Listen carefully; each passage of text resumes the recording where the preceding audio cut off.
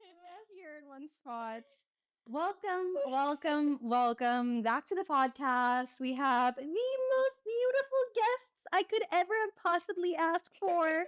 We have one who's very active right now, and he knows he's the star of the show. He's been on my wall since day one. Oh, and he's gonna sit and He's got a lot to say today. And then, of course, my number one guest that I wanted on the podcast since day one, since inception, since before inception. Because we all look up to you and admire you so much for all the things that you do in the industry. And I'm excited to talk to you today. Let's do. Our dearest old friend, Sivz. Sivz, Yeah. Silva. Yeah. Many years. It goes all the way back. All right, let's go all the way back.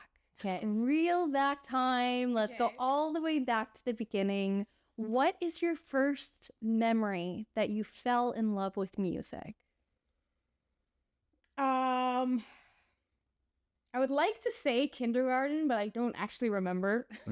Like, I feel like that's when I first got into it. Yeah. But like a really solid memory I have is like probably the number one thing that got me into music was The Lion King because it was soundtrack to that movie. Legendary. Iconic. Yeah, and when I was 5, I was like obsessed with it, and I would like put the what do you call it, the set? Yeah. What did we call them back then? CDs? No, like it was like the like the movie. Oh, a VHS tape. That's cassette. Yeah, the VHS tape. Yeah. We're not dating ourselves. Yeah.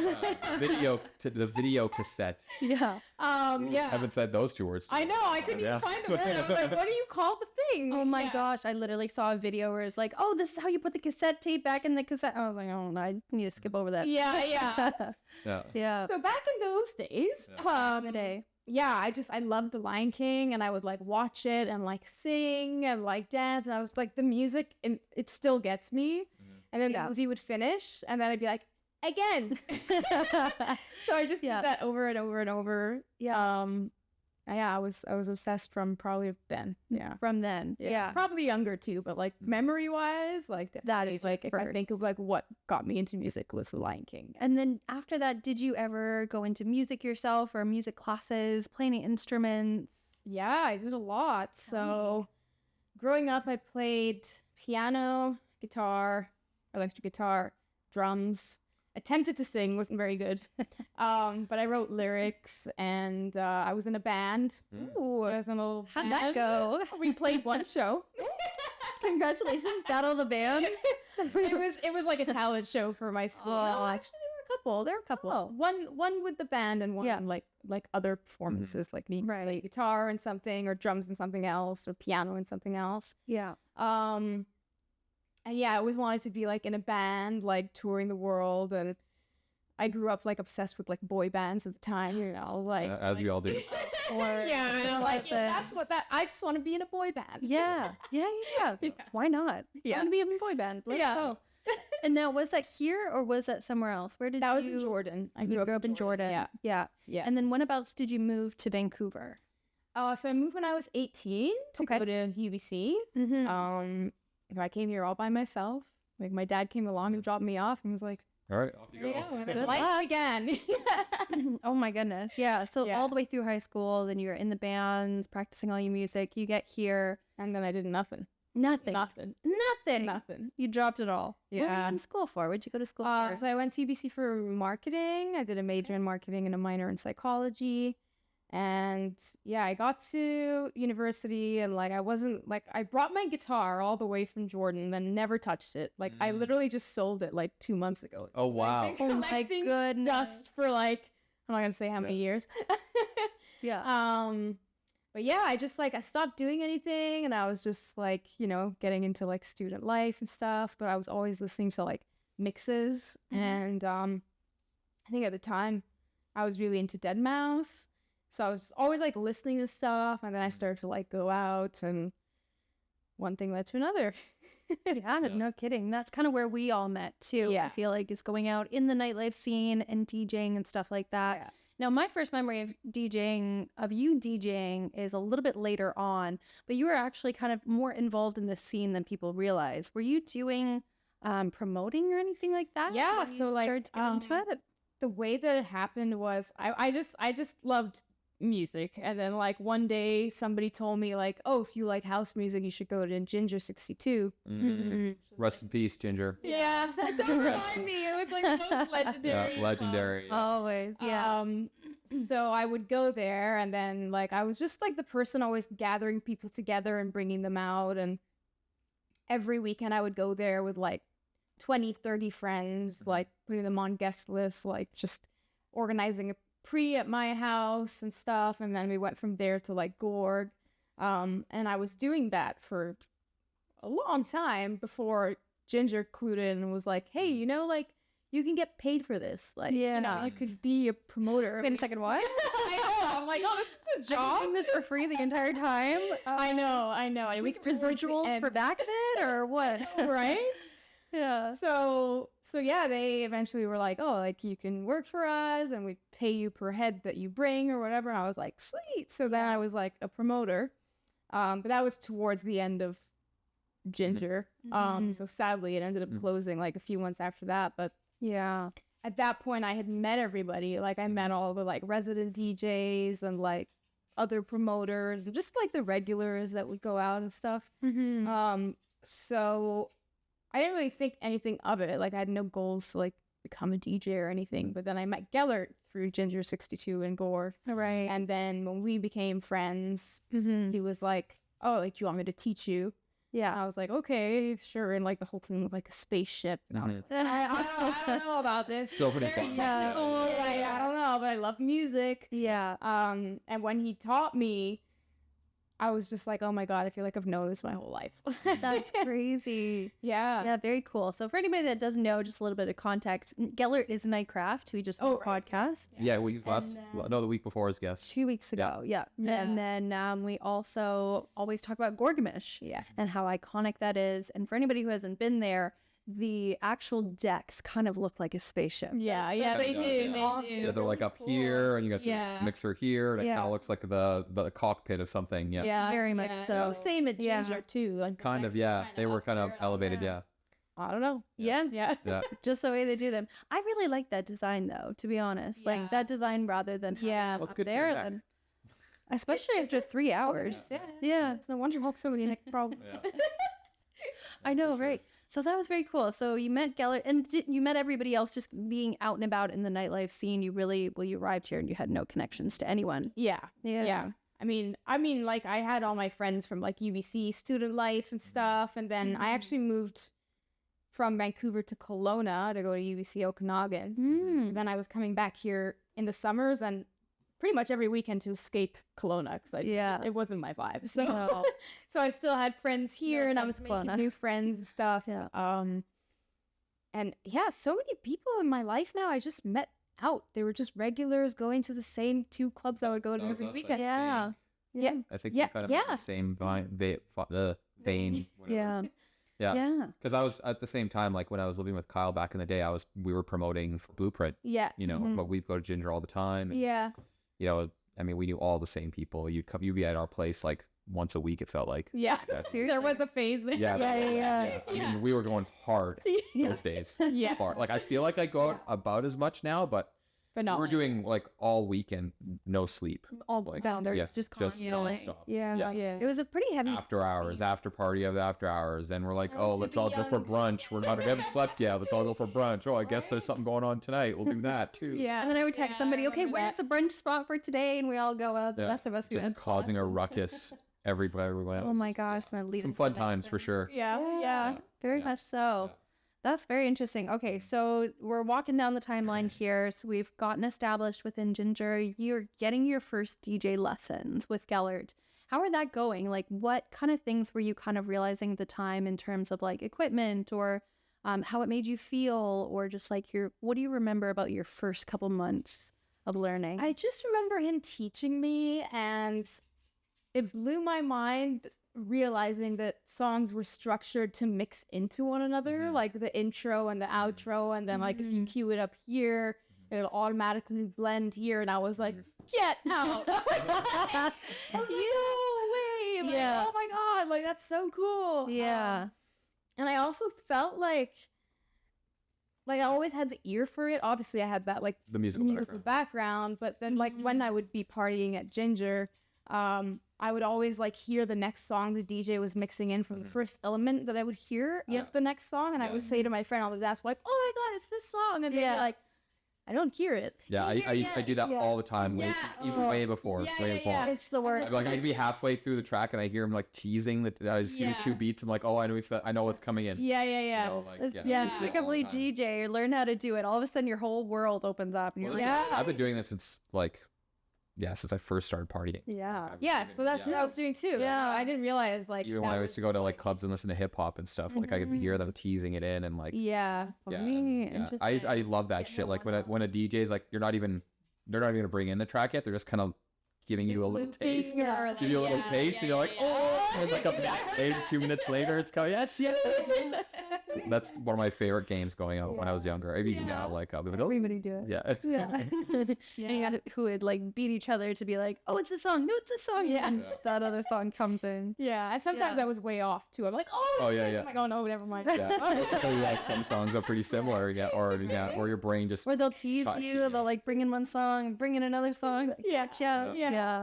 That's fun though. Okay, so you're kind of like learning all those little skills that DJs use. But I mean, like I felt like I was like, oh, like this makes sense for me to learn because I was picking up on these things before. But when he was teaching me, I had so much to learn. Like you know, like for months I just mixed with sync and was terrified to beat match, and then I had to brave beat matching. Sometimes I'm still really bad at it. You know? That's okay. Yeah. That happens to everybody. Yeah. Very cool. Okay, and then you're kind of walking along through the journey. What is do you remember your first gig? Yeah. And how did that feel? Okay, that was my first gig ever. Which was a house party. Tell me everything. Okay. And then there was a first gig, first club. For sure, yeah. So you go, you're ready to go, you're brushing your teeth. Like, that's a detail I'm looking for here. Oh, wow. Okay, here's the thing about me. Short-term memory, I got you. Yeah. Long-term, don't know. If you're like, remember that day when we were here and we did this and somebody's cousin came? And I'm like, no. Not at all. Not a thing. Not at all. But I just remember one important thing, which was...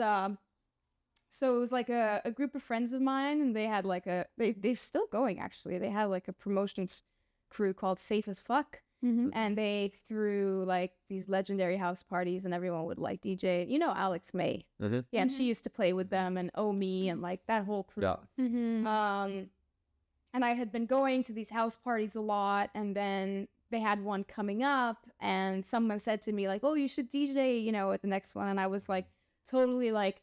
Oh, I really want to, but I'm not ready. You know? I'm not ready at all. And how long have you been learning? Couldn't tell you. Okay. Couldn't tell you.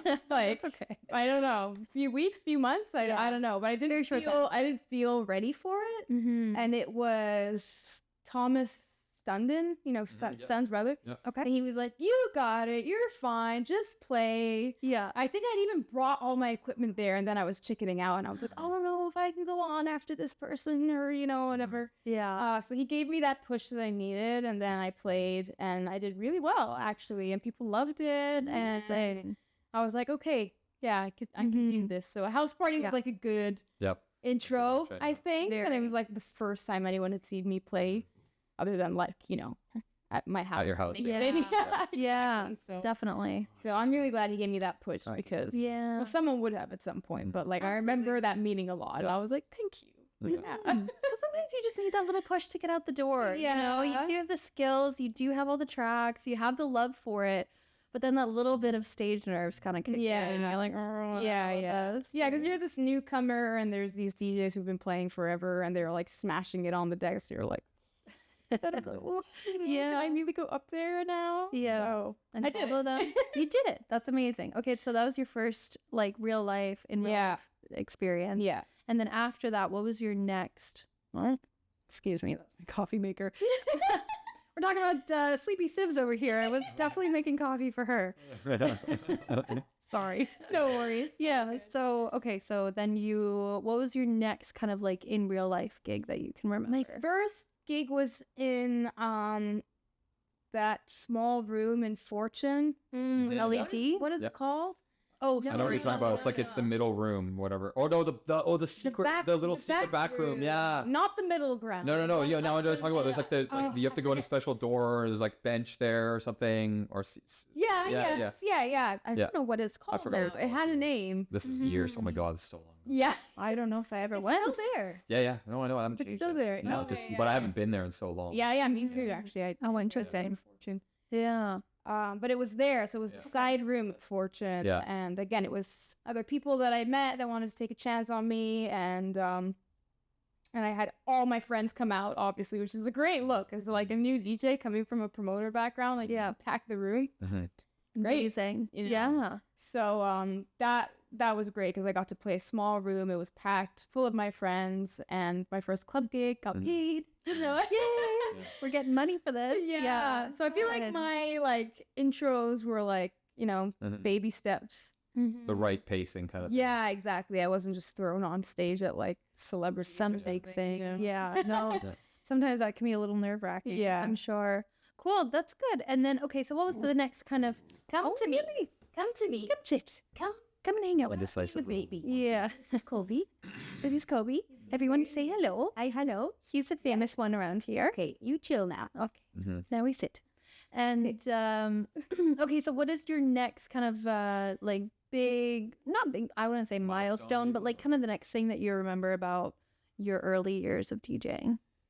I think like getting to open for a headliner. I think Baker Matt was one of the first ones that came to town, and like I think I was working with like Twisted. I think it was Twisted at the time, and like being like, oh my god, I get to open for like, and I love Baker Matt. Like Yeah. at the time, like that was my shit. you know? Yeah. So yeah, once I moved from like house parties and like gigs with like, other local DJs, and it was like, oh, now you get to open for a headliner. I was like, oh my God, sweet. And then from there, like it just got better and better because, you open for a few months and then you get your first direct support gig. For me, that was opening for Dusky. Oh, yeah. Yeah. I remember the booker being like, I didn't even know the term for like playing right before the DJ. He was like, Okay. I'm booking you direct. Can you handle it? And I'm like, what does direct mean? Yeah. What is that? He's Yeah. like direct support. I'm like, what's that mean? Yeah. I was like, oh, okay, I play right before them. Yeah. And that was huge for me because it was at Celeb. Yeah. Yeah, like big crowd for me. And I put so much work into that set, like, kind of studying like what they play and trying to like build a perfect warm-up set. I was so nervous for it. I remember like I finished my set and got really drunk and had to take it home. That was a good milestone. Yeah. The next morning, I just remember waking up being like, did I do good? Did I do good? How did I play? Okay. And then everyone was like, killed it. You threw up outside of Celebs. It's fine. We got you home. And I'm like, oh man, that's funny. Yeah. Celebs and in celebs, perfect. Yeah. I was just so Afterwards. nervous. Like, I got it done, and I was like, Time to go. I remember back in the day, and we can skirt over this if you want to, but I remember you putting on your stories like tornado Sivz. Like you always had such a fun time going to parties and shows and stuff like that. yeah, I'm way tamer now. Way tame. Tornado Sips still comes out. Yeah. But like I'm getting old, so it's more like Yeah. Yeah. Target tornado. Definitely. Well, priorities change, you know, over the years. Special occasions, Tornado Sips is there. We're out there. Yeah, when you're the younger, regular your recovery time is like, oh, I could get away with it. A sneeze, you sneeze and you feel better. Now it's like, I need therapy and a doctor. Physio and Chiropractic. Chiropractor. Number one. Absolutely. Yeah. No, all of us do now. Cool. That sounds so much fun. Okay. That is like a very, very perfect sounding transition into kind of direct support. Were you ever having like doubts at the time, or like where at that time, do you remember what your goals are? No, I mean, I feel like things were just happening for me so naturally. Like I can't say I was like, oh, I want to be here and here and here. Like, Yeah. I had general like dreams, I guess, but like I didn't have time to process. It was kind of just happening, and it's like, oh, you're booked for this now, okay, cool. Or you're doing this now, okay, cool. And then you start to become in the know of like who's coming to town, right? Yeah. I remember like I used to love like Shiba-san when I got into tech house. If I heard Shiba-san was coming, I'm like, oh, I want that one. And then you start to get super competitive and like, you know, trying to like get all those gigs. But I guess eventually one of the goals that I had was playing Shambhala and playing the pagoda, which now I've done twice. Nice, So That is so exciting. I remember that kind of becoming a goal, but like I more heard the story being told back to me through Gellert. Yeah, he was like, I remember being with you and you saying like, next time I come to Shambhala, I'm gonna be playing. Yeah. I don't remember that. Again, see, long-term memory, I don't remember. And he was like, no, you said this. And I was like, oh, okay, great, it worked out. It Again, did. It's just like, Yeah. I remember there was definitely a point where you were like early in it. You're like, you know what? I'm really going to take this seriously. yeah. Or you're like, you know what? Like, I'm going to stay at home. I'm going to study this. I'm going to learn production. I'm going to do these things. Yeah. You know, kind of early on. And I think things really started to ratchet up from there. You know, you started headlining and touring and things like that, like pretty much a year later. Yeah. And I can't remember exactly when this was, but I remember like, you know, we were talking and you were also on social media, you're posting like, look at me, I'm doing this and all this stuff. And you're like, every day is like, I'm putting in these hours, and you were doing your job and your other job and this. It's still And, exactly the same. Yeah. Exchange is exactly the exactly. same. Yeah. And, you know, but I mean, the results speak for themselves, right? You know, Absolutely. you're on a Wow. upward trajectory and it's still going that way. So, you know, mad respect, right? Yeah. You know, it shows you that work, dedication really does something, you know. I mean, It pays off. Like, I think a lot of people get into it just for fun or for the partying and stuff, but like, I can't imagine doing anything else. Like, I still work a part-time job and I'm a writer and I love doing that. But like, why wouldn't I give it 1,000%? 110. Yeah. 110. that's a Sivz meme for sure. Yeah. Yeah. That was even before DJing. Like, No, we're talking about- it was actually. It's like, yeah, we'd be like, yeah, we're gonna give 110. 110 tonight, guys. 110 tonight, Yeah. I remember that. That's a long time ago. Yeah. Oh, it's you. And then I played Camping 4.0 and Yeah. I had a totem that's just given her 110. Yeah. That is so funny. That was fun, yeah. Yeah, I was still giving it 110. Yeah, That's still amazing. giving her 110. Yeah. Do you But remember, that like, feels like 10 years ago. It was. was. A decade ago. Not to date ourselves, Decade. but Wow. World. yeah. It is so true. Hey, holy fuck, Yeah. that flew by. That was literally 10 years ago. Yeah. That's how we all met, kind of, pretty much. I Yeah, I don't mean- remember meeting either of you. Again, long Yeah, time I ago. can't say specifically when. No. There's Yeah. people in No. my life that I'm like, can you tell me I have no memories met. from then. because you were just suddenly in my life. Yeah. Like, I know I met you through like Kyle and Co, but I don't even know Yeah. how I met Kyle. Not quite. Yeah. Not quite. Yeah. You're Probably just like, from out And I now. mean, the thing is like we were always, you know, that's the same circle. We're going to Ginger. We're going to Celebrities. We're going Yeah. to this, or we're going to whatever this yeah, place we're going to, Gorg.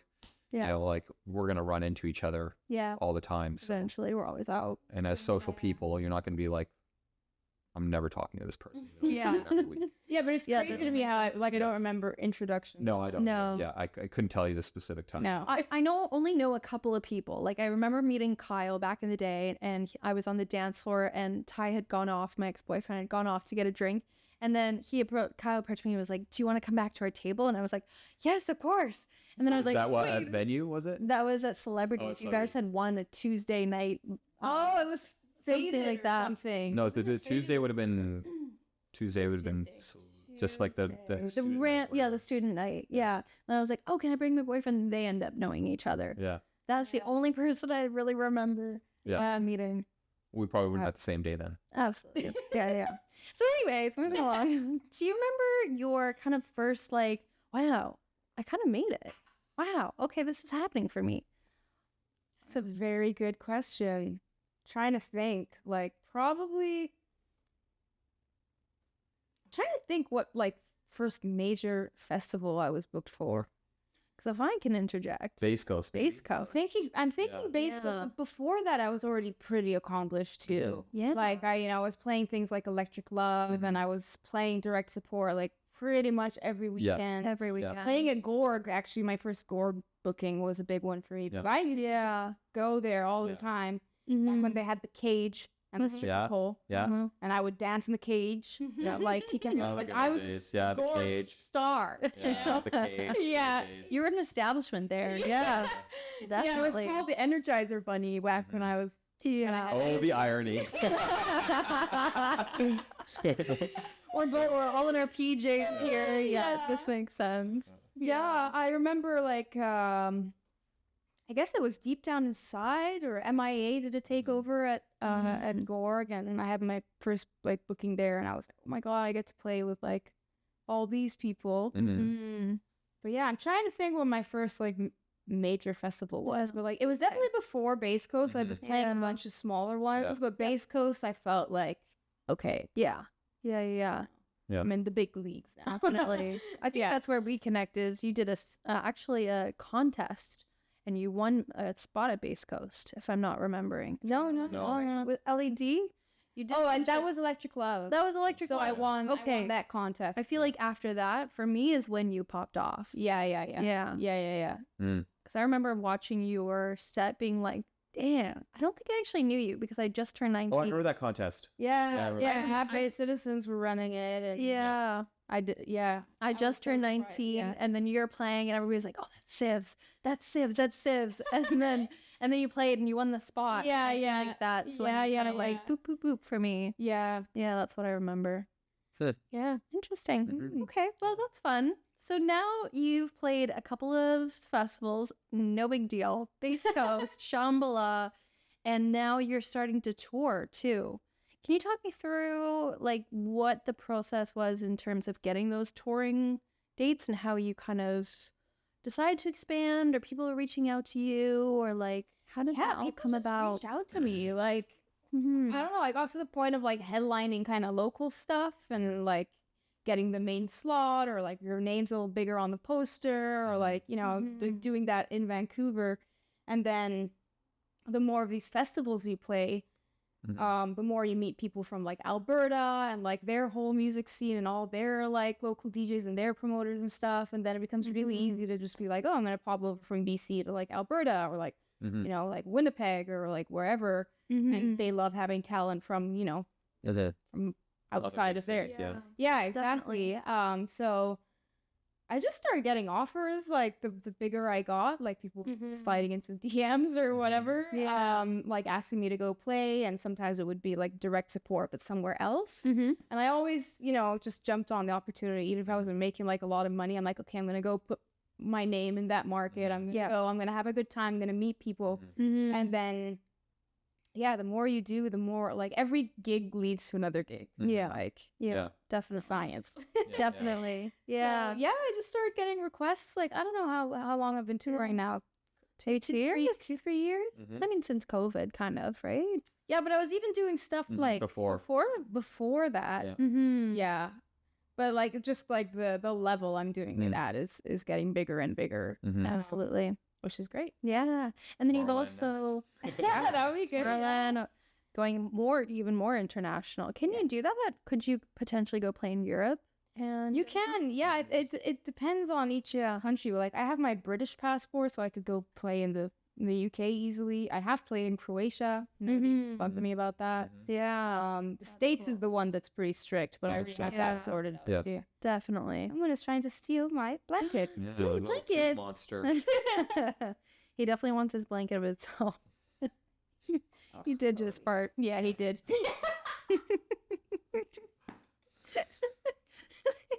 You can't tell. I'm sure on the street out there suffocating. You have to pay extra for this like on Twitch. Yeah. Oh my goodness. That's why he wants a blanket. Oh, Nancy. Okay. All right. Okay, let's move on. Moving through that little whiff. Yeah. Thank you so much. All right. So you've got a manager. Yeah. Right? And how has that changed your like kind of the business aspect of the DJing for you? Oh, it's nice to because like you're not just DJing, like you're not just showing up and like with music on a USB, like you're running a whole business and like branding yourself and like making sure you're getting paid and like it's sales too. You know, you have to like be able to like run your own business and like represent yourself and like put a brand forward and market yourself. And that takes so much of my time, most of my time. Absolutely. Prepping for gigs is like this much time, and then producing is never enough. And then like everything else that I deal with like week to week, it's just like endless. So it's been great having a manager to just like, he's like, hey, go talk to this person, you know, and also not have promoters come to me directly for like negotiations and stuff. He's been like helping me with my bookings, even though he's not technically an agent, but everybody thinks that he is. Yeah. People keep hitting him up being like, oh, like, you know, I'm looking for an agent. He's like, that's not really what I do, but like, I was with an agency and left, and now he's doing that work for me. So it's really nice to just be like, you want to book me? Talk to him. Great. Yeah. And he sorts it out. But just having someone else's like eyes on the business is like really helpful too, because it's been me for so long. So now like on any given day, like a bunch of things come up and I'm like, oh, deal with this. I'll deal with this. Like, just like kind of delegating. And yeah, it's really good to have like, a growth team. Yeah. Shout out Mika. Yeah. Doing great. But in terms of doing more than just a business, you started something called Beginnings a long time ago. And kind of what was that for you, and how did that contribute to like your business and your success as DJ now too? Yeah, it helped so much. Honestly, it was just like a passion project. So like, you know, I started DJing and I was doing really well, and I had a knack for like getting in places and getting those bookings everyone wants, and like getting booked at the biggest venues in town, and like getting, you know, to open for, you know, headliners and stuff. And there's so many DJs everywhere, not just in the city. And I was feeling the pain of people who just didn't know how to start or like how to get a gig, or no one would take a chance on them, or they didn't have the following, or they just lost and have this passion for music. And obviously once I got in with all these different promoter groups and stuff, you start to see like, you know, scene politics and like it's who you know and like all that kind of stuff. And I wanted to make it better, and I wanted to make gigs more accessible for people who just didn't know where to start. Have talent and like, you know, because like you said, the DJing is one thing and the business is the other thing, and you can be great at one and terrible at the other. Yes. So many people just don't know the first thing to do.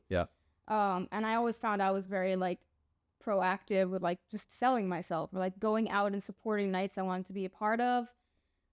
Not even like asking for anything, but just like being there. And then when an opportunity would come around, people would be like, oh, we know her, she comes to our events, let's give her a shot. So I was like, how do I teach all of this to people who don't know, and how do I get them opportunities? So I joined up with Angelo Palehawk, and we started this thing called Beginnings. And the whole idea was that like every month you just like submit a form with your music, why you want to play, and then like, have you ever played a club before? Give us some background info, and then we would just try and like choose people that we wanted to give a shot to. And like it was all different genres. We had like veterans who'd like done really well in other countries, like in the UK and stuff, and then like come to Vancouver and just like don't know where to start, but they have experience, just don't have the connections. And then you had someone who's never played their first gig yet, so we want to give them their chance. So we were just trying to like balance things a little bit more. And then we threw like a monthly event and gave people opportunities. But of course, like we got so many submissions, it was hard to book everyone. Sure, but the people that we did book, so many of them like, you know, continued on and have done so well. Like that's how I met like I think Henry and JD. And so many other people that and Henry and Nick JD now have initiative. They've done their own events. They're playing at Base Coast. And they always tell me like initiative was inspired, like pieces of it was inspired by Beginnings and seeing how we ran that. So it wasn't just like also, you know, like helping people get gigs, but I was trying to like teach people too. I did some writing about it. Then I got invited to speak at Groundwork as one of the guest speakers there. Just kind of like sharing my successes with like getting booked places. So I was just trying to teach people and help people. And it was a great project. And then eventually I found that I was doing a lot for other people and not enough for myself. And I started to like rethink my goals, and I was like, do I want to be like this person, or do I want to be like a producer who like spends time in the studio to make tracks and take my career further to tour. So I made the decision to like give that up and just focus on producing. But like till this day, so many people thank me for beginnings. And so I'm always saying, if you have like an idea like this, you know, just do it. And you make amazing connections. Definitely. There's always ways to give back to the community and not necessarily just showing up and being there. And like promoting online, social media, starting something like this, starting beginnings. You know, there's so many different aspects to what we do. It's not just about the music. And that's what it's centered and focused around. But then there's so many other business and this and that. And that sort of thing. So like I just say, if you have an idea, like just start. You never know what it'll turn into. Always go for it. So that segues really nicely into producing. So exciting. You've got 1,400 followers on Spotify, 7,500 monthly listeners, 38 tracks on Beatport, and 13, I think. Thanks for doing the math for me. I never would have checked. On Spotify. So you, madame, are accomplished. And let's go back to your very first one. So I listened through your discography today. Oh dear. So let's talk about producing. So obviously you loved music for a long, long time. Putting together your first track, how was that? Do you remember? Oh, awful. Yes. So awful. It wasn't like, I see some producers today like start learning and they like figure it out really quick, or like, I don't know, they're doing it way better than I did it, like for sure. I first started learning on Cubase. My friend Jeff, who goes by I Know Karate, was teaching me. And Cubase is like a super old program. A lot of people still use it, but like production's come a long way. Most people are now on like Ableton or Logic, and it's like, so Jeff was teaching me like the fundamentals, but I would just sit there and watch him and have really like no idea what was going on. He's teaching you Chinese and Japanese. It's like just everything's upside down and backwards. Just like just trying to follow and like just the terminology. Like I didn't know what a kick was and how a kick was different to a bass. I just thought like the bass was, I thought the kick was the bass. Like I did, I didn't know the different elements of the track or what a hat is or like nothing. So he taught me for a while, and like he helped me. Like I think I finished my first song with him. I don't remember now. But I just remember like I stopped and started many times because I was like, I just don't fuck with this. Like I just don't know if I get it. It's too technical. Eventually I decided, you know what, maybe it's the program that's not working for me, and maybe I need to try Ableton that everyone's talking about. So I did like this intro to Ableton course, free one online on Coursera. And I like got going with that, and I got like my free Ableton trial, and then I started asking people who use Ableton to teach me, and something about the program worked better for me, and I was like, okay, bye, Cubase. So I'm gonna stick with this one. But even then, like it was such a hustle, and I don't even remember who helped me finish like my very first track. It was a number of different people, you know, like someone would sit down with me and teach me one thing, and then I'd save the project file and then get stuck on something else again, like go to somebody else and be like, how do I make it like this? And they show me a different way to do something. So like my first track like just took like forever. Fair enough. But people were stoked when I was putting out music, and I was like, okay, it's gotta start again. Keep going. Start somewhere. It's crazy. I remember it just sounds exactly like when I was doing photography, starting to do it more seriously, and then I'd put out a photo and I'd edit it, and I was like, I don't know if I like it, and people were like falling over themselves over it, and I'm like, I think it's pretty bad, to be honest. And then exactly. And I just keep doing it, and you just slowly get better and better, and like now I look at stuff from back then. Just what I know when happened? you like, I went through your discography. Oh shit. Well, I learned a lot of things. Let's tell them. Like if you put a photo that I did 15 years ago next to one today, you'd think it was a completely different person. I mean, you got to start somewhere. But isn't that awesome? Isn't that really great when you go back to projects and you're like, like it's kind of like, oh my god. Also, it's like I've come a long way. Exactly. Absolutely. Definitely. Okay, so your Yeah, you first can't be one- good at something immediately unless you're, Yeah, you know, A prodigy at it or prodigy, yeah. something. You Yeah. obviously, prodigy was the DJing, producing is the one that you kind of had to work at. Does Yeah. that sound accurate? Yeah, I mean, so many different people helped me. That's good. And I gave up many times, like Mhm. Yeah. many times. I still Yeah. feel like giving up. With production. Yeah, Yeah. yeah. Fair enough. But luckily, like everyone in this community is just like so helpful, and everyone wants to help everyone out, and everyone's like happy to give you like sample packs for free or sit down with you for a couple hours and show you something. I found that people Or were be just nice. genuinely like wanted to help. So, you know, Mm-hmm. like I was really lucky that way. Yeah, Yeah. that's really good. I feel like, Yeah. yeah, that's so true. So many people. Ooh, okay. While we're waiting, what was question from the audience? Sarah Julvinder. When did you decide a manager agent was right for you? Just when the volume of work was just like so much. Like Too I said, much, like yeah. you shouldn't get a manager until you have things you need them to manage that you can't do on your own anymore. Mm-hmm. But like things kind of like again happen naturally. Like AAA was my first agency, and they like approached me because they were starting up the agency. Actually, I wasn't in the first round of artists that they were working with, but they came to me eventually, and I was like, cool, yeah, I could use an agent. I get lots of requests. Cool, let's do this. Mm-hmm. And then Mika actually approached me as well. Mm-hmm. And he was like, oh, are you looking for management? And at the time, I remember I was, and I was like, yeah, like either I need some direction or just like help doing all this stuff. Yeah. So you'll know when the time comes. Like if you Yeah. don't have anything really for anyone to manage and you're just getting started, you don't need a manager. No. And it also depends like what you're looking for out of a management relationship too. Like you're looking for someone to introduce you to people that you can't reach on your own. Or are you looking for help with like admin stuff? Like, Mhm. what do you need them for? Mm-hmm. For me, it's just like, again, like I want to spend more time in the studio and everything else. Like I Yeah. gotta hand off. Yeah. Mm-hmm. Yeah, That's a manager is not an agent. That's the key thing. Is that Yeah. somebody who handles like your day-to-day businesses stuff, Exactly. Day to but day. you're still finding gigs. Yeah.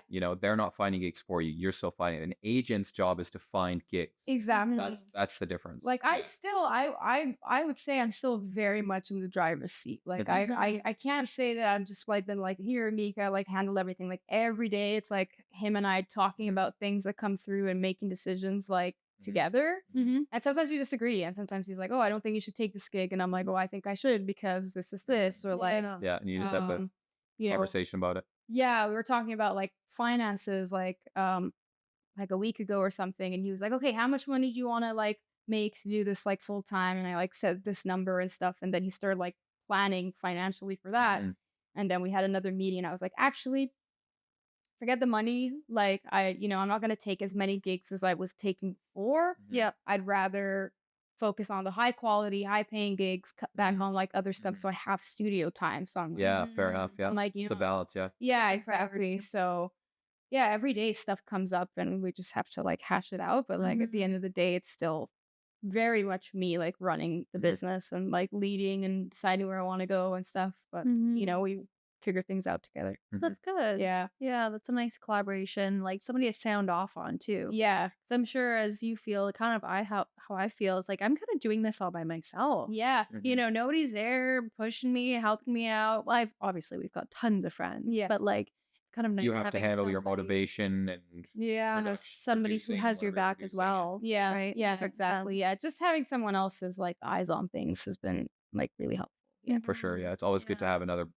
even like person's brain looking at something. Yeah. Yeah. Yeah, pick up definitely. things you might miss and vice versa. Yeah, lots of things that I miss sometimes. Like it'll be like, hey, you want to spend more money on your marketing? We should apply for grants. We should apply by this deadline for this. And I'm like, oh, great. I would have never As a thing. thought about that. Yeah. Yeah. Yeah. Yeah. That's Yeah, really yeah. helpful. Yeah. All right, let's go back to producing because I'm really curious about that. So your first one that seemed to have come out, I don't know if you deleted stuff or whatever, was 2018 with Shane Patrick Riley and yourself. There was one before that, actually. There was one called, oh my God. What is it called? It's gonna float across the screen right here. Forgetting an ex-boyfriend's name. Oh, No, I'm sorry. I'm really happy. How it's, oh my God. Every time I hear the music, it makes my body go, ooh. Anyway. Oh no, it's on. I was definitely not in discography on Spotify. I released it on Westwood Okay. compilation. Oh. So it was my very first one. It wasn't a single release. It was on a comp. And Maybe I was like, that's that's why. great that they want to take it and they're going to release it with all these other artists. Yeah. Great. So that was the very first one. Very cool. And then the next one was a collab with Shane. Yeah. Yeah. Yeah. I gotta say, he did like most of it. You know, like Shane, I was like kind of, again, I was still learning how to produce. So yeah. I would be like, oh, I like this bass line better, or I like this, you know, like he'd try things and I would kind of direct. Yeah. So yeah, that's cool. So walk me through kind of your first, like getting a song on the Westwood label too. What was your process and like kind of, okay, you've got the finished thing that you're doing. What are your next steps that you're doing in order to get this released? Do you remember that time? Really just, I mean, I would work on it and people would help me with it. And then I would, you know, when it was done, like get it mastered. Yeah. Like send it to people for some feedback and then like be like, all right, now what am I going to do with this? Yeah. So this finished little project. Yeah. Oh, baby, do you want it? Yeah, exactly. Like learning the process of, do you want this? Like, how do I like email a label and be like, hey, like, do you want my baby? Would you like my firstborn? Yeah. So yeah, I guess it's really casual actually, the way you sign tracks. You just like get the A&R's email or the label's email or whatever, and then you just write them a little blurb, say like who you are, what you've been up to, describe the track a little bit. Be like, do you want? Would you like? Yeah. So yeah, I was stoked when they were like, okay, yeah, we have a compilation coming out on this day. Like, we'll take it. And I was like, oh, I just signed me first. That's it. It don't sound that easy though. You know, it sounds like it is make the pretty track casual, and then reach out to them, see who wants it, see who doesn't, move on. Yeah, exactly. You know? Yeah. Yeah, and then you just kept kind of doing that. Yeah. Releasing more tracks, and spending time in the studio.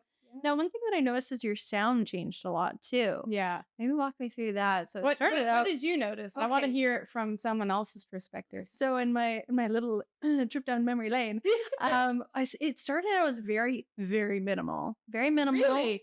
Well, especially with this one that You're came talking out. about production? The production. No, not what you're playing. Oh. The production. Yeah. So minimal, it was dark, it was moodier, the lyrics were like a little bit few and far between. Which one do you think is minimal? Well, I mean, maybe I'm not using the right term for it, but it was just very simple track. Yeah, because it wasn't too crazy. Yeah. So that was in 2018, and then as you kind of progressed, the vocals got a little bit longer, and you got a little bit more of a chorus in there. You collabed with Tiny Wings. You got you wrote Crush, you know? Yeah. And it was kind of getting like the vocals were getting lighter and you were using female vocals and a little bit more like, I don't want to say tropical house because that's a stretch, but like a little bit more pump and pizzazz in there.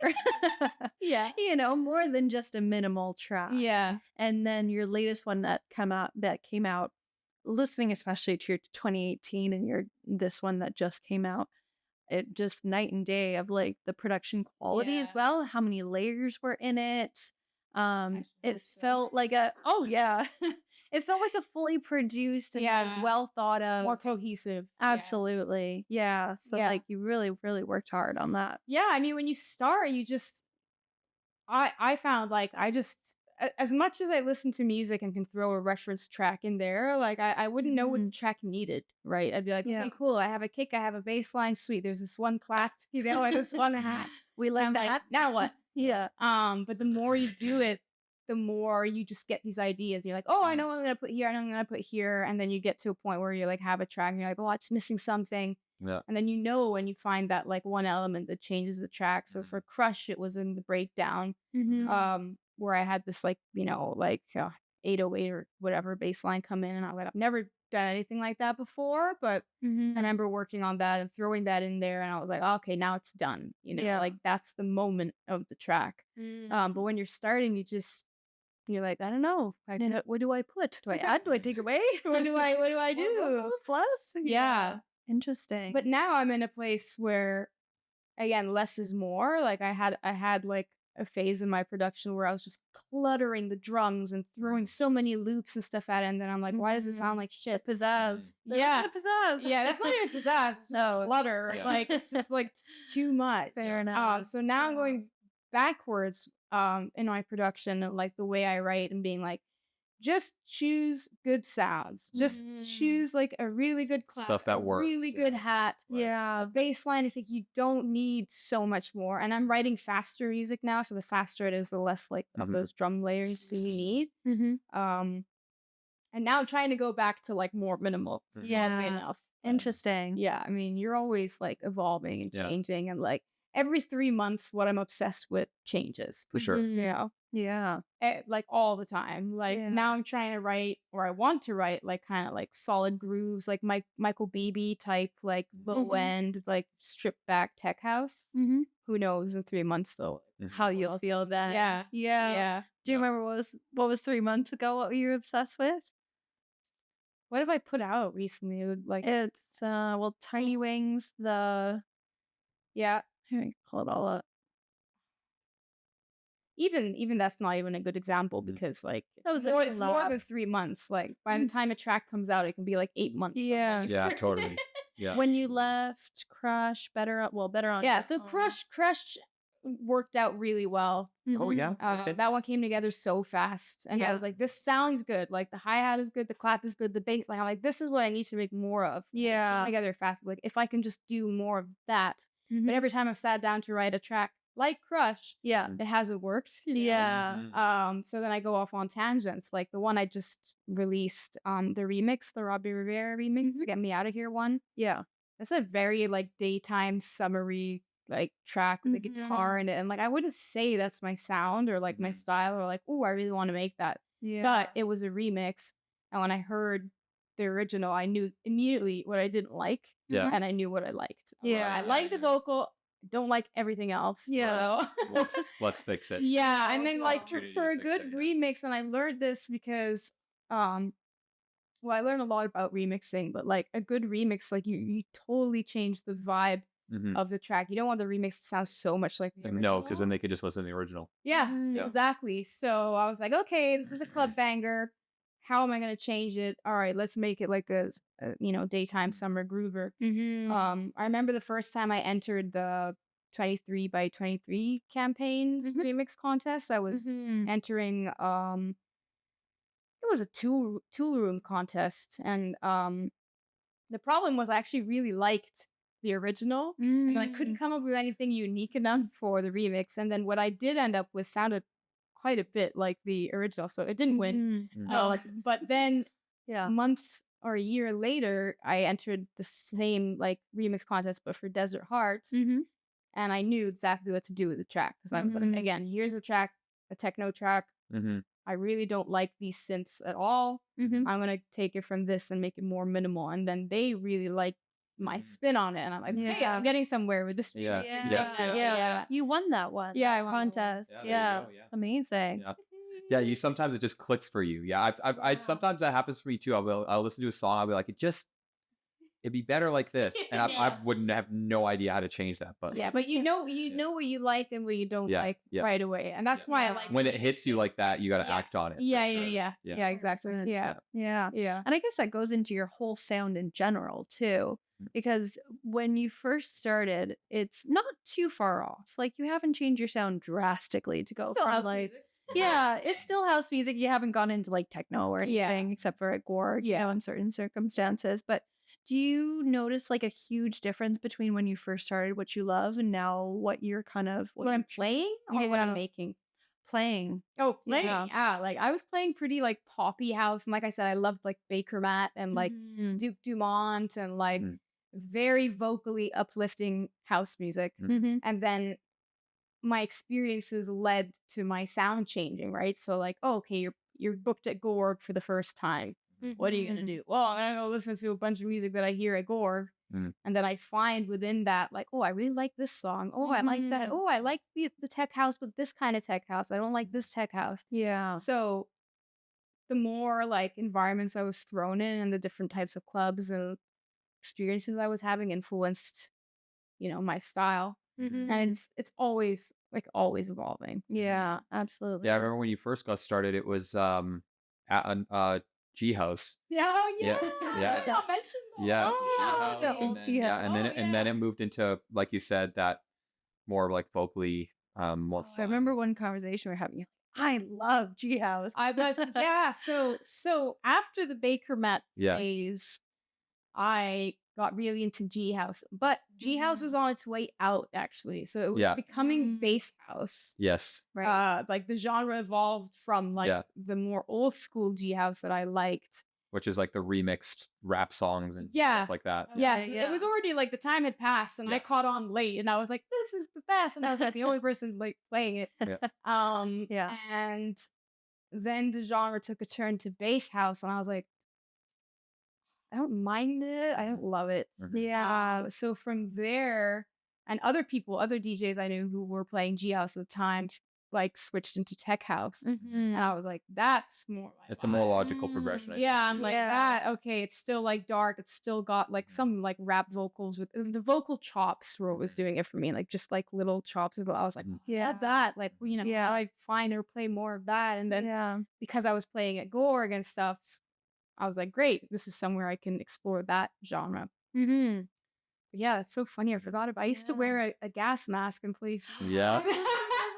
Oh my god, I took a video, a photo of you, and I think I sent it to you a long time it just ago. I'm popped pretty up for me like 2 days ago on my memories, and I was like, oh god, I used to go to MIA with And- gas mask. Yeah. play with a gas mask on. Well, I remember Babak was trying to do a G House night, and he Yeah. had there a few times. I can't remember how many. Yeah. times, but yeah, at Aura or whatever it was. Aura, Yeah. yeah. Funny. Yeah. I forgot about the gas mask thing. I know. I had a chapter in my career. You know, we all go through it. Yeah. We all start You gotta somewhere. explore your mask thing. Is like a Now it's sleep mask. now it's sleep mask. So Hey, it evolves. It Yeah. evolves just like us. So what do yeah. you say? Oh, and we're done. So yeah. He wants his own mask. That's what's Yeah. up. So your sound right now then, how would you best describe it to someone who's never really listened to the electronic music kind of scene before? That's so hard to like. It's a toughie. It's so It's a hard toughie. to narrow it down. Like if I were to explain like tech house to someone or tech house I like to play is like Mhm. fairly dark, like focused on the low end. There's like It's a very broad genre anyway. yeah, exactly. Very. Like it's mostly based on the drums and percussion. Like now, like I never have any like leads and like arcs and like melodies in my track ever because I'm like first of all that's like what I suck at in the studio. Yeah. So I can just like take that out and like keep the track interesting with percussion. Like I'm happy. Mhm. So it's pretty simple. It's repetitive. Like there's vocal chops. It can be very high energy though, even though it's simple. Yeah. Like Yeah. I play it. I had a East great Coast, time. It's tech house. But Yeah. it's like 130 BPM. Like Yeah. going off. Yeah. But I honestly can't even like describe my sound because I keep exploring different things. So like Mm-hmm. in the studio recently, I just did a collab with a friend of mine, Atticus, Okay. and that's like a commercial like tech house banger. You know, something you'd play at celebrities. It's got these like synths and like playful vocal, and it's like driving like rolling bass line. So that's one track. Mm-hmm. Then I just finished another one that's really melodic and like kind of soft, but it's got like really minimal drums, and then it's got the typical female like Mhm. vocals in Yeah. it. But it's also something different than I've ever done before. It's like pretty deep. Mm-hmm. And then I was working on one today that I started with a little bit of a G house tone to it, and then I sat down like literally today and listened back to what I was working on yesterday, and I was like, nah, scratch that. And now it's like kind of like I'm trying to go for like Elro vibes, like it's, Okay. like more Mhm. percussive and like it's still like pretty bouncy. But like how do you like summarize that in a sound? Like Yeah. I'm not so far I haven't found like just like this one sound and like, all my tracks sound the same. Like there's Mm-hmm. elements from my Mhm. tracks that you can notice and be like, I think that's a Sivz track, and Yeah. like the vocal chops or long build ups, or like Mhm. Shane was telling me I have like really good Sivz kicks, so I'm like, that's good to know. That's good to know. Yeah, put that on t-shirt. Yeah. I want to be kicked by Sivz. Yeah. There You know? maybe some weirdos into that. Yeah. I'm not saying no. Yeah. That's OnlyFans, not Twitch. Yeah. Yeah. Yeah. Sorry, wrong platform. So yeah, I don't know how I haven't found like, oh, this is my sound in every track I'm gonna make. I'm still like Yeah, And all over the place, and that's okay. It's good. Like it's good to be all over the place. Yeah. Like, Dennis Cruz is one of my favorite producers, and like he's got like some percussive, like deep tech house tracks. He's got like high energy ones. He's got like some funky ones that I'm like, oh, this is Dennis Cruz. So whatever floats your boat. Anything, a lot of things float your boat. Yeah, that's a really good question to ask. So we've talked a lot about all the success that you've had and how natural and easy it was for you. Were there times, or kind of talk me through times that things didn't work out, that things were harder, that you did get a roadblock, or you got a no when you were really, really hoping for one, and like Hoping for a yes, like no for a no. well, hoping, Of course. Someone please reject me. It's good for the ego. let me stay home, let me stay home and sleep. Yeah. In terms of like no's, I think you gotta have like thick skin anyway in this business. So like if you're gonna let a no ruin your life or your week or month, then don't do this. Yeah. I get no's. I think with everything creative, you have to Absolutely. be ready for rejection for sure. Take it if that's what you want. What's the blame? Oh, I was actually super warm now. There we go. Sure now. Perfect. Like, yeah, I still get like rejections from labels. It's fine. Like, it's just not their sound, or it's not there, and it's fine. Do you have a memorable one or a recent one that was like you weren't expecting?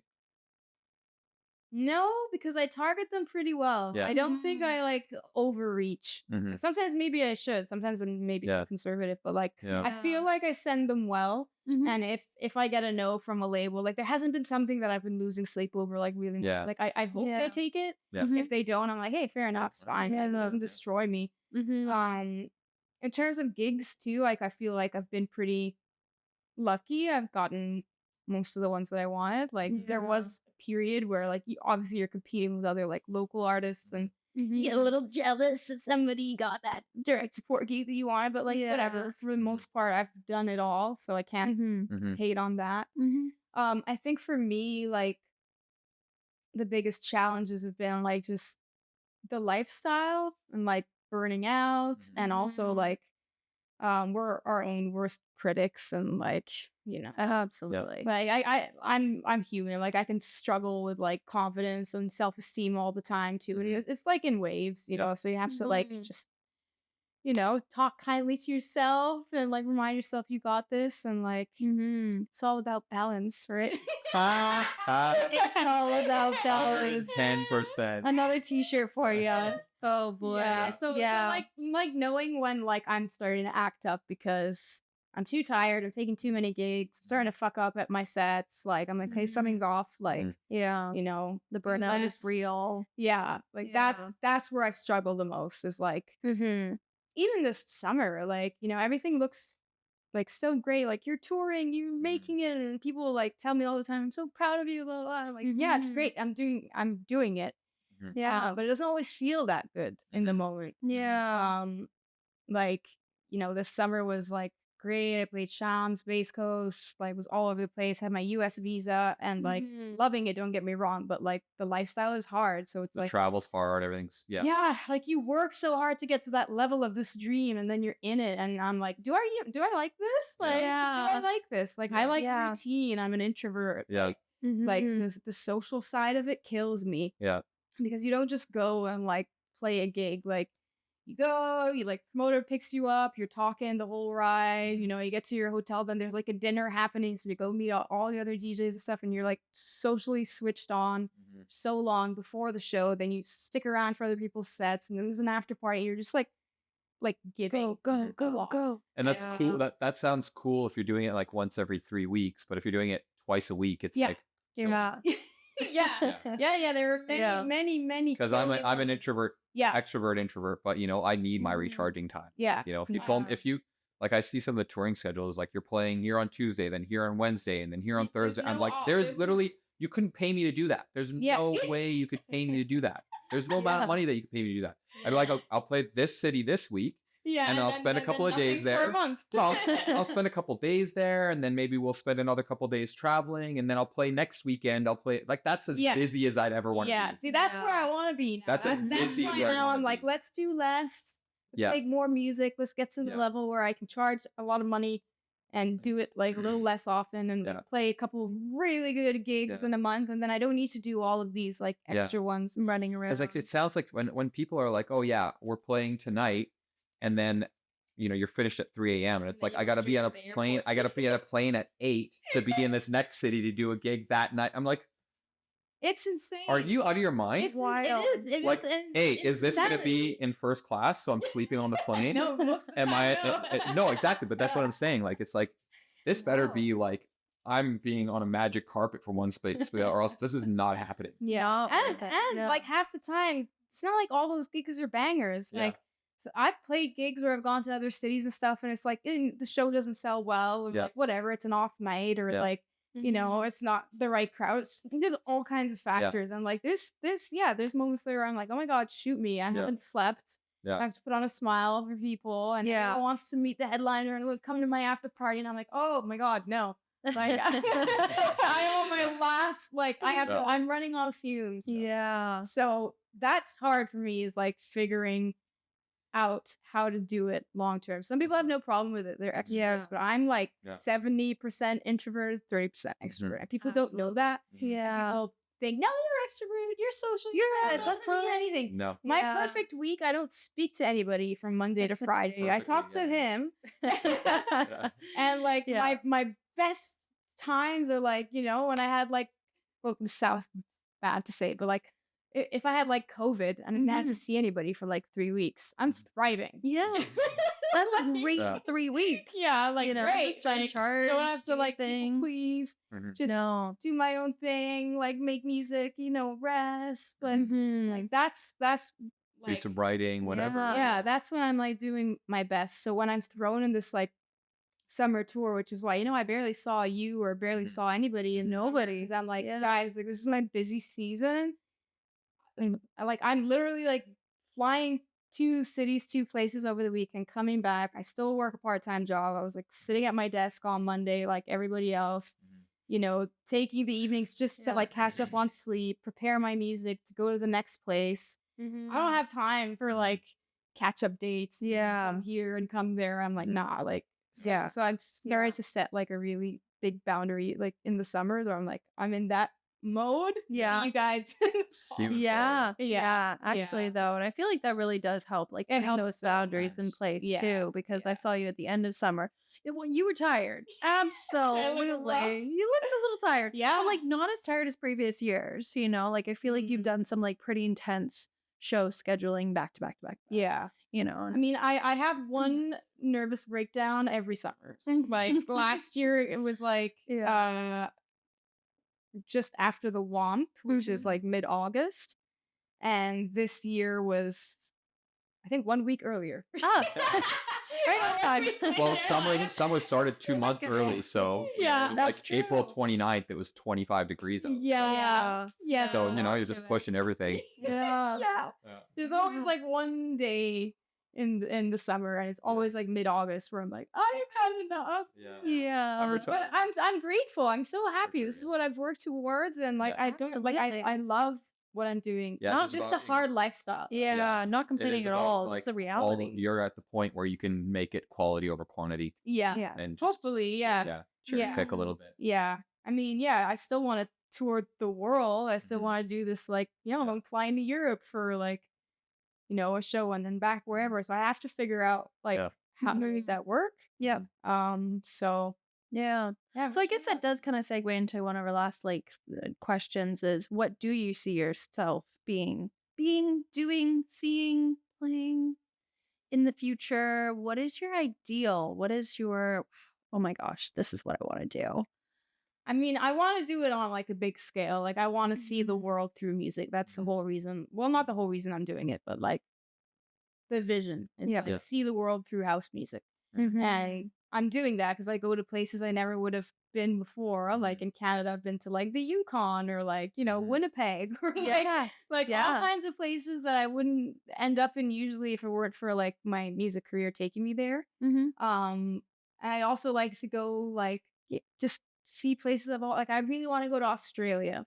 How cool would it be if I flew to Australia, and a bunch of people were in the crowd singing the words to my song that I wrote in Canada. That's insane. Yeah. Yeah. So I want to do it full time globally. Hopefully the lifestyle doesn't kill me. Yeah. But Now we're here. yeah, I can't think of anything. Just get to the private jet light, you know? Yeah. Right? How do I mean, if you told me like I have Sign to me travel up. every day while I'm sleeping in a plane that I can lay down and there's nobody there with a crying baby and Yeah. you know they serve me food whenever I want it, Yeah. I think I'll compromise. Yeah. you Because I know? can bring him with me. Exactly. Yeah. Exactly. Come on the plane with us. He's like, "Are you out of your mind?" He's an introvert like you. He likes to Yeah, stay home. he is. He is. Yeah. Oh, that's amazing. Yeah. What a beautiful career. And you're just getting started. Yeah. And we're so excited to grow and flourish and do more things and accomplish more things and put out more music.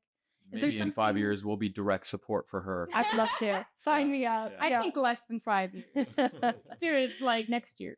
This year. We still got time. Yeah. Still got time. Still got time. Yeah. Yeah. Is there anything that you can tease that's coming out soon or a really good show that you're excited to promote or talk about? Let me see. So, the remix contest I won. The track is coming out on Desert Hearts on October 27th. Nice. 27. Soon. Mark your calendar. Pre-release is pretty serious in like 2 weeks or something. Mm-hmm.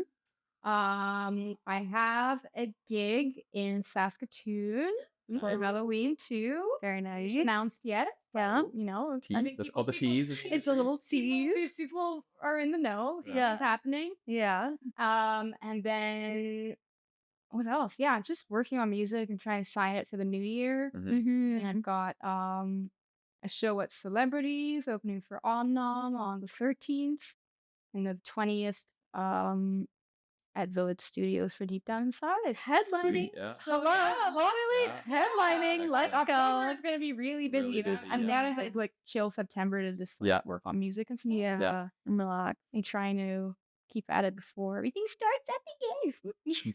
Another month of a busy things and doing. October is always a huge party month, though. November so much. November too. November is always really busy in the city. I Bonkers, don't know yeah. what it is. Yeah. Like Yeah, Whenever I October, look November, back at December are very busy, and then January is dead. crickets. Yeah. Yeah. Yeah. January. I'm leaving town. Introvert month. Yeah. Travel month. Time to get the hell out. I'm going to Miami again. Yeah. Nice. Yeah, you got a lot of stuff down in Miami. Miami, watch out for her. She's coming through. Yeah. Coming through. Yeah.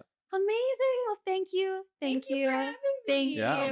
Thank you Congrats for on chatting. starting your podcast. Oh, we're doing it. We're out here. We'll all be out here doing it. I love it. Yeah. Thank you. New for joining computer, us. a new light. So we're growing in technology and Upgrades, capability. Yep, left, right, and center. Yeah, so- absolutely. So tune back in is what I'm trying to say. For It's so only many getting more, better. so many more artists, so many more things. Every Wednesday, 7 p.m. Oh, he thinks you should. Maybe we'll too. have more dogs. Only one Kobe. Only one Kobe. Yeah. Yeah, can't beat him. Can't beat him. Join him. So you better join us next Wednesday, That's 7 p.m. on Nice. Twitch. And then an episode drops every Tuesday on YouTube and Spotify. Yeah. I just discovered that we have a tiny little paywall on old episodes on Spotify, but you can catch the old episodes on YouTube still for free. Unless you'd like to support us, then, Yeah. you know, You can do that too. you're welcome to. Yeah. All right. That is it. Thank you. Thank you. Thank you. Thank you for watching. Yay! Yay! Yay!